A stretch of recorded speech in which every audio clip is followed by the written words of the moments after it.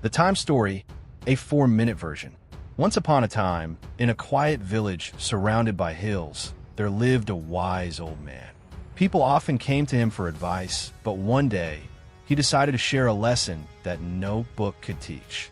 He gathered a group of young people under a large tree in the center of the village. Each of them was given a clear glass jar, a few large rocks, a handful of pebbles, and some fine sand. The old man smiled and said, "Your task is simple. Fit everything you see here, rocks, pebbles, and sand, into the jar." Excited and curious, the young people got to work. Some started with the sand, filling the jar halfway. Then they added the pebbles, which nestled in on top. But when they tried to fit the big rocks, they just wouldn't go in. No matter how they pushed or shook the jar, the rocks wouldn't fit.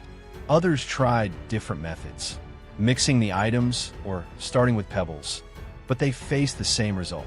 The large rocks were always left out. Watching them, the old man chuckled gently. Then he picked up his own jar. With steady hands, he began by placing the large rocks in the jar, one by one. Next, he poured in the pebbles, giving the jar a light shake so they settled into the spaces between the rocks. Finally, he added the sand, which flowed around the pebbles and filled the remaining gaps perfectly. The jar was full. Every single item had fit. The young people looked on, amazed.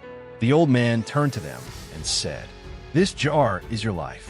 The big rocks represent the most important things: your purpose, your health, your family, and your dreams.